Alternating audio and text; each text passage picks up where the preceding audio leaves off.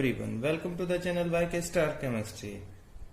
आज हम डिस्कस करेंगे, हमारा टॉपिक है determination of order of reaction की आप जो है रिएक्शन का ऑर्डर है वो कैसे बताएंगे। तो इसके लिए हमारे पास काफी सारे मेथड्स हैं जिनको हम ट्राई करते हैं। तो देखते हैं कौन कौन से मेथड हैं। तो सबसे पहला जो आता है वो आता है हमारा ग्राफिकल मेथड। आपने जो है नोटबुक और पेन ले लीजिए ताकि आप नोट्स उनको साथ साथ बना सकें, क्योंकि जो अपने नोट्स होते हैं वो हमेशा ही बेनिफिशियल होते हैं बजाय हमारे कहीं से और लिए गए जो नोट्स हैं उनसे। सेकंड है हमारा इनिशियल रेट मेथड। इस थर्ड है इंटीग्रेटेड रेट इक्वेशन मेथड। ये मेन जो है हमारे यहाँ पे हम 6 मेथड्स को डिस्कस करेंगे, लेकिन जो मेन है हमारे 3 ही 4 ही आते हैं जिनसे बार बार जो रिपीटेडली क्वेश्चन है वो पूछे जाते हैं, तो इसलिए इंपॉर्टेंट है लेक्चर हमारा। फोर्थ है हमारा हाफ लाइफ मेथड। फिफ्थ है वेंट ऑफ डिफरेंशियल मेथड। इनमें से काफी सारे आपने सुने भी होंगे, लेकिन कुछ ऐसे भी होंगे जिनसे आप नहीं जानते हैं जिनको। और सिक्स्थ है हमारा ओसवाल्ड आइसोलेशन मेथड। तो जो ये मेथड है इनके बारे में हमें पढ़ना है कि कैसे इन मेथड से हम जो ऑर्डर ऑफ रिएक्शन है उसको बता सकते हैं। तो शुरू करते हैं। हमारा पहला जो मेथड है जिससे हम पता करेंगे, फर्स्ट है ग्राफिकल मेथड। अब जैसे नाम से सजेस्ट हो रहा है ग्राफिकल मेथड, मतलब यहां पे क्या होगा, फॉर्मेशन ऑफ ग्राफ होगी कि हम ग्राफ से पता कर बताएंगे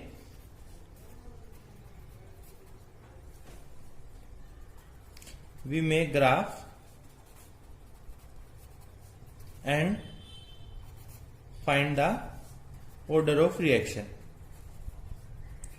तो हम डिफरेंट जो रिएक्शन है उनके लिए ग्राफ बनाएंगे और उन ग्राफ से हम क्या करेंगे, ऑर्डर ऑफ रिएक्शन है उसके बारे में बताएंगे कि जो रिएक्शन है ये किस ऑर्डर की है। तो ये सारे एक्सपेरिमेंटल मेथड है। इनमें हमारे पास क्या होगा, रिएक्शन है वो कैरी आउट हो रही होगी और उसके बाद क्या होगा कि हम टाइम पे कुछ समय के बाद क्या करेंगे, जो रिएक्टेंट है उसमें से निकालते रहेंगे जो रिएक्शन मिक्सचर है और ग्राफ ड्रॉ करेंगे। तो ग्राफ किस किस के बीच में होगा, तो वो हमारा जो ग्राफ है वो किसके साथ, कंसंट्रेशन के साथ हो सकता है, हमारा लॉग ऑफ कंसंट्रेशन के साथ हो सकता है, ठीक है। 1 अपॉन जो हमारा कंसंट्रेशन 1 अपॉन कंसंट्रेशन का स्केयर है। तो ये सारे क्या होंगे हमारे एक्स एक्सिस वाई एक्सिस पे होंगे वर्सेस टाइम। कहने का मतलब कि हम कंसंट्रेशन वर्सेस टाइम का ग्राफ ड्रॉ करेंगे और उससे बताएंगे कि जो हमारा ग्राफ किस टाइप का आ रहा है, तो उसी रिगार्डिंग क्या होगी, ऑर्डर ऑफ रिएक्शन उसका क्या होगा। तो देखते हैं, हमने जब फर्स्ट सेकंड थर्ड ऑर्डर पढ़ा था तो उस दौरान भी ये जो है कैरेक्टरिस्टिक्स के अंदर इसको डिस्कस किया था। तो सबसे पहला है जो हम देखते हैं किसके बीच में, कंसंट्रेशन वर्सेस टाइम के बीच ग्राफ बनाते हैं, ठीक है। तो यहां पे देखो ये जो टर्म्स है ये अलग अलग है, वर्सेस टाइम सेम है कि एक बार concentration log of concentration 1 upon concentration 1 upon concentration square, ये कहां तक हो सकता है, 1 upon concentration to power n तक। तो यहां पे देखते हैं अगर हम कंसंट्रेशन वर्सेस टाइम का ग्राफ बनाते हैं और ग्राफ कुछ ऐसे आता है नेगेटिव स्लोप के साथ, तो इसका मतलब क्या है कि जो आपकी रिएक्शन है वो किस ऑर्डर की है, 0 ऑर्डर की रिएक्शन है, ठीक है। तो देखो हमने यहां पे क्या किया, डायरेक्ट ग्राफ से बता दिया कि जो आपकी रिएक्शन है वो किस ऑर्डर की है। फिर हम एक ग्राफ ड्रॉ करते हैं log of concentration versus time का। तो यहां पे क्या होगा, अब देखते हैं कि जो ग्राफ है यहां पे भी अगर नेगेटिव स्लोप आता है इस तरीके से, तो हम बता पाएंगे कि जो रिएक्शन होगी वो आपकी किस टाइप की होगी, फर्स्ट ऑर्डर की रिएक्शन होगी। या ध्यान रखेंगे यहां पे स्लोप सेम है, लेकिन क्या है यहां पे कंसंट्रेशन के साथ था और यहां पे log of concentration versus time के साथ जो है ग्राफ हमारा है। फिर हमने ड्रॉ किया 1 अपॉन कंसंट्रेशन वर्सेस टाइम के साथ जो ग्राफ ड्रॉ किया, और यहां पे हमने देखा कि जो हमारा ग्राफ था वो पॉजिटिव स्लोप के साथ आया इस तरीके से। तो इसका मतलब क्या है कि जो हमारी रिएक्शन है वो किस टाइप की है, कौन से ऑर्डर की रिएक्शन है? It is second order reaction. Then we make a graph with 1 upon concentration square versus time, and the graph is with positive slope. Then it means the graph or the reaction is which order? It is third order reaction. तो जब हमने जो reactions उनको पढ़ा था first order second order, तो उस दौरान भी इन ग्राफ्स को डिस्कस किए थे. और यहां पे हमने देखा कि अगर हमारा ग्राफ वो इस टाइप का आता है तो हम बता सकते हैं कि जो हमारी रिएक्शन हो रही है वो किस ऑर्डर की रिएक्शन है. तो ये हमारा फर्स्ट मेथड था, दैट इज ग्राफिकल मेथड, कि हमने ग्राफ बनाया और उसके हिसाब से हमने बताया. इसके बाद जो हमारा दूसरा मेथड है उसको डिस्कस करते हैं, हाफ लाइफ मेथड. बहुत इंपॉर्टेंट मेथड है. डायरेक्ट जो है हमारा क्वेश्चन आता है, चाहे वो आपका जेई है, नीट है, उन एग्जाम्स में भी. और सब्जेक्टिव की बात करें तो हमारे बोर्ड एग्जाम्स हैं या फिर जो ग्रेजुएशन लेवल के हैं उनमें भी इससे क्वेश्चन आते हैं. तो इसलिए बहुत इंपॉर्टेंट हो जाता है हमारे लिए. तो सबसे पहले बात करते हैं हाफ लाइफ होती क्या है. हमें पता है हाफ लाइफ क्या है, when half of the reactant is converted into product. कि जब आपका रिएक्टेंट है, आधा रिएक्टेंट प्रोडक्ट के अंदर चेंज हो गया है, तो उसमें जितना भी टाइम लगा तो उसको हम क्या बोलते हैं? टी हाफ बोलते हैं उसको, या फिर T.5 से डिनोट करते हैं. तो बात करते हैं, हमारे पास डिफरेंट ऑर्डर्स थे कि रिएक्शन हमने पढ़ी है. तो सबसे पहले बात करते हैं जीरो ऑर्डर की रिएक्शन. इसके लिए टी हाफ की वैल्यू कितनी है? चलो एक बार लिख लेते हैं. Zero order, first order, second order and third order. तो इसके लिए जो जीरो ऑर्डर है उसके लिए टी हाफ की वैल्यू कितनी थी? थोड़ा दिमाग पे जोर डालिए क्योंकि हम ये सारी चीजें पढ़ चुके हैं. तो खुद को पता एनालाइज कीजिए कि आपको कितनी चीजें हैं वो याद हैं. तो टी हाफ है उसके जो उसको हम डिनोट ए नोट अपॉन 2k से टी हाफ की वैल्यू फॉर जीरो ऑर्डर हम देते हैं. For first order T half is given by 0.693 upon k. For second order, T half is given by 1 upon Ka.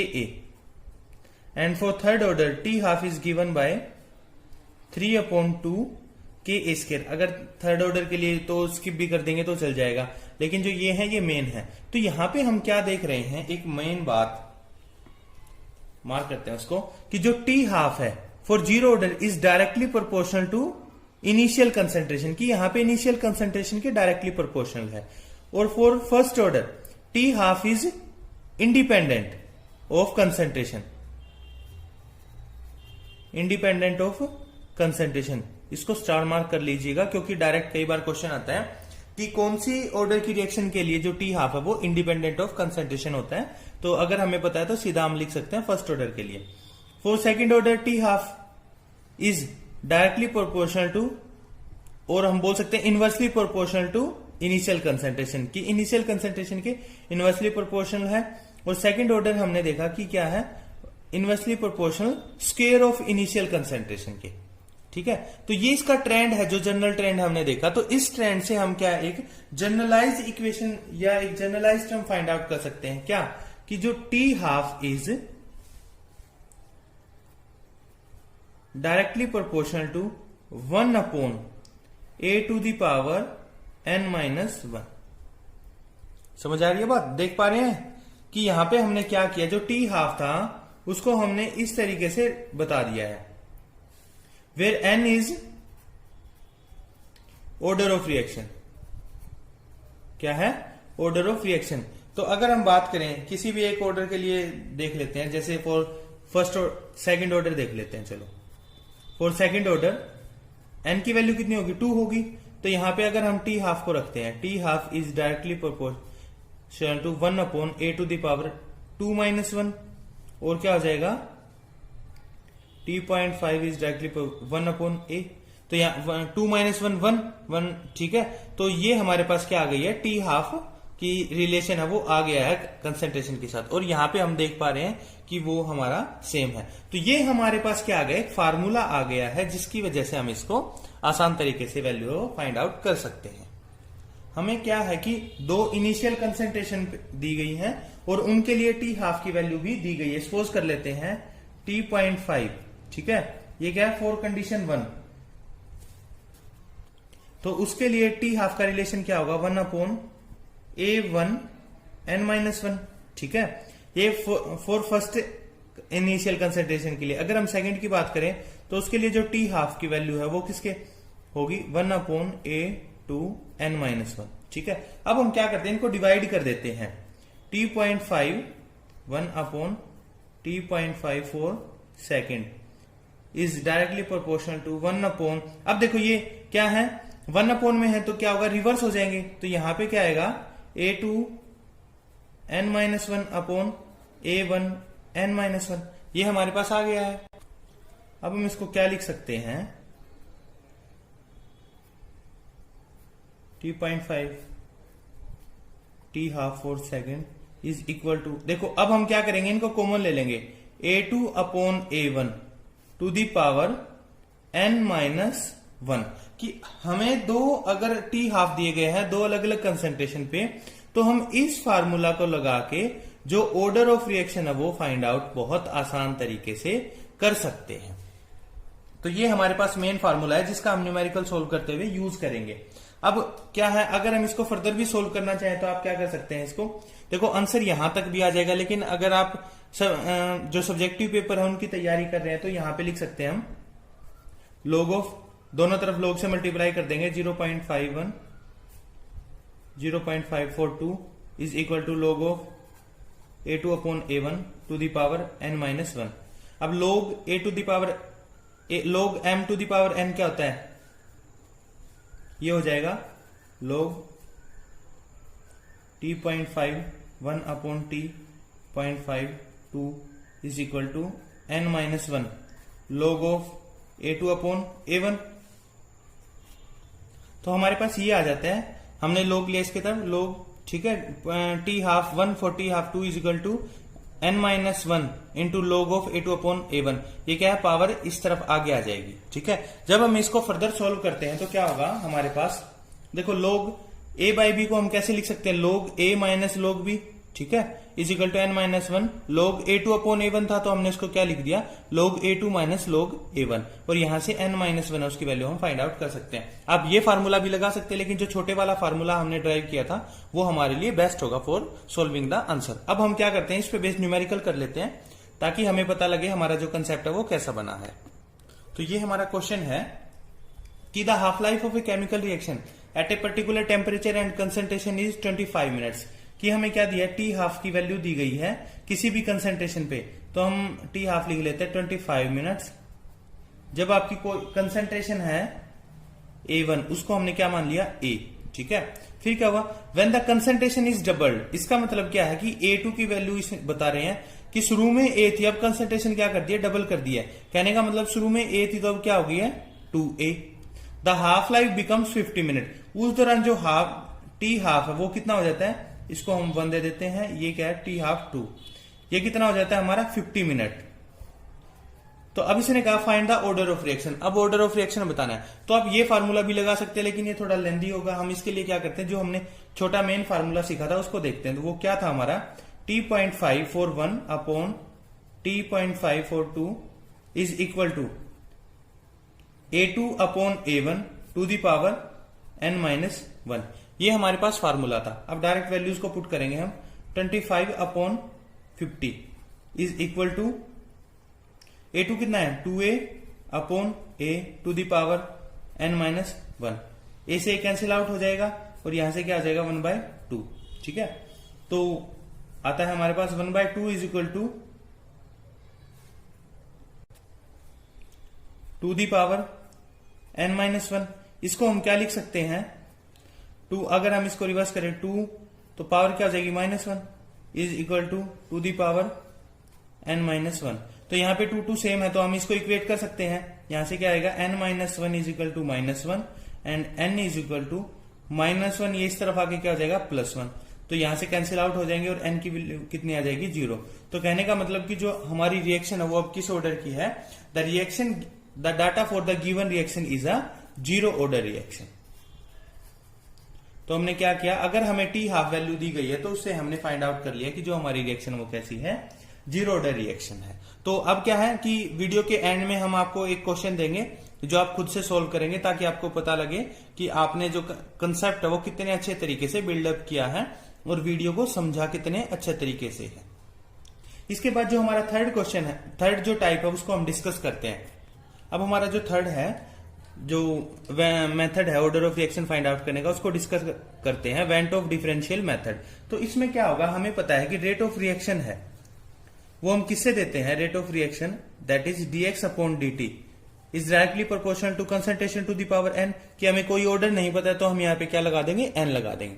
ठीक है, अब हमें क्या है, साइन ऑफ प्रोपोर्शनलिटी को रिमूव करने के लिए हम क्या करते हैं, rate is equal to k to the power k into c to the power n, where k is rate constant. तो ये हमारे पास रेट है, इस तरीके से हम देते हैं। अब हमारे पास क्या है, दो डिफरेंट कंसंट्रेशन के लिए रेट कांस्टेंट दिए गए हैं, सॉरी रेट ऑफ रिएक्शन दिया गया है for two different concentrations. Rate of reaction is given. तो उससे हमें क्या फाइंड आउट करना है, ऑर्डर ऑफ रिएक्शन को फाइंड आउट करना है। तो देखते हैं, suppose the rate of reaction is R1, then the जो क्या होगा उसका डाटा क्या होगा रेट ऑफ रिएक्शन का, यहां पे R1 है वो किसके बराबर, K into C to the power C1 to the power N। ठीक है, कि कंसंट्रेशन फर्स्ट है, जब आपकी रेट ऑफ रिएक्शन फर्स्ट है तो एंड ये हमारे पास आ जाएगा। अब हमारा क्या है, रेट ऑफ रिएक्शन जो सेकंड डाटा दिया गया है किसी कंसंट्रेशन C2 पे, तो उसके लिए क्या होगा, rate of reaction K into C to the power N। ये हमारे पास है कि हमें एक बार कंसंट्रेशन C1 है उसके लिए रेट को जो रिएक्शन है वो R1 है, और जब हमारा जो कंसंट्रेशन C2 है उस दौरान हमारा रेट ऑफ रिएक्शन क्या है, R2 है। तो अब हम क्या करेंगे, डिवाइड, इसको हम नाम दे देते हैं फर्स्ट, इसको हम नाम दे देते हैं equation second. Divide the equation 1 by 2। तो यहां से क्या आएगा, R1 upon R2 is equal to K into C1 to the power N upon K into C to the power N। K से K कैंसिल आउट हो जाएगा, तो हमारे पास क्या आएगा, R1 upon R2 is equal to C1 upon C to the power N।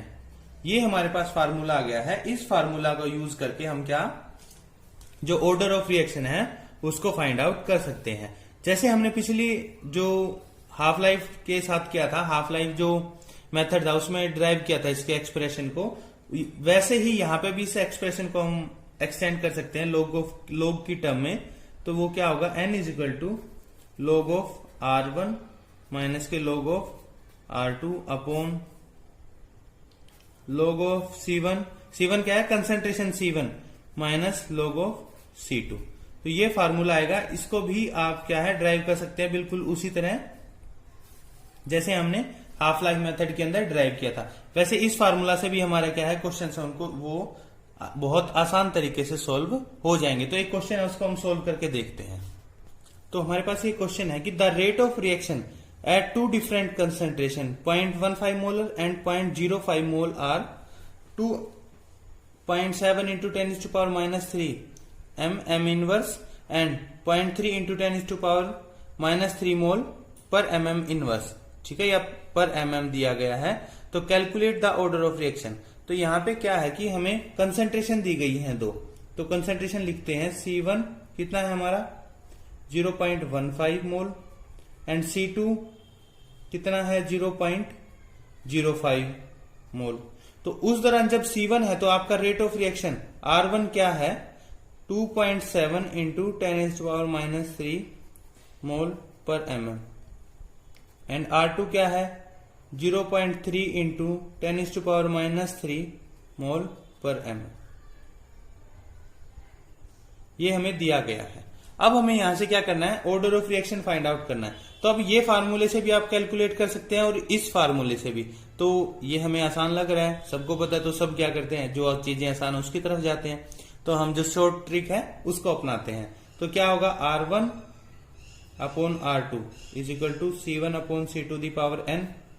n क्या है, ऑर्डर ऑफ रिएक्शन का पता लगेगा, तो हम लिखते हैं 2.7 इंटू 10 टू पावर -3 R1 ये है, अपॉन R2 कितनी है 0.3 into 10 to power -3 is equal to C1 कितना है 0.15 अपॉन C2 कितना है 0.05 टू दी पावर n। तो हम इसको कैंसिल करते हैं, 0.3 से इसको कट करेंगे तो कितना आएगा 9, और यहां से इसको कैंसिल आउट करेंगे तो कितना आएगा 3। तो हमारे पास जो रिजल्टेंट आता है वो आता है 9 is equal to 3 to the power n। इसको हम कैसे लिख सकते हैं, 3 to the power 2 is equal to 3 to the power n। तो जो यहां से है इनका बेस सेम है तो पावर क्या होंगी, इक्वेट हो जाएंगी, तो जो n की वैल्यू है वो कितनी हो जाएगी 2। तो इसका मतलब क्या है, जो हमारी डाटा दिया गया है वो किस ऑर्डर की रिएक्शन का है, it is second order reaction है। ठीक है, तो ये कैसी है, सेकंड ऑर्डर रिएक्शन है। तो इस तरीके से हम क्या है फाइंड आउट कर सकते हैं। अब आपके लिए एक क्वेश्चन है होमवर्क के लिए, जिसको आप कीजिएगा और कमेंट सेक्शन में जरूर बताइए कि आपका क्वेश्चन हुआ या नहीं हुआ और आपको आज की वीडियो कैसी लगी। तो जो आपका होमवर्क का क्वेश्चन है वो आपकी स्क्रीन पर है। इस क्वेश्चन को आपने सॉल्व करना है और बताना है कि आपका जो आंसर है वो कितना आया, कमेंट सेक्शन में जरूर बताइए। और अगर आपको आज की वीडियो पसंद आई तो लाइक जरूर कीजिए, और चैनल पर नए हैं तो सब्सक्राइब कीजिए ताकि वीडियोस की अपडेट आपको रेगुलर मिलती रहे। Thank you.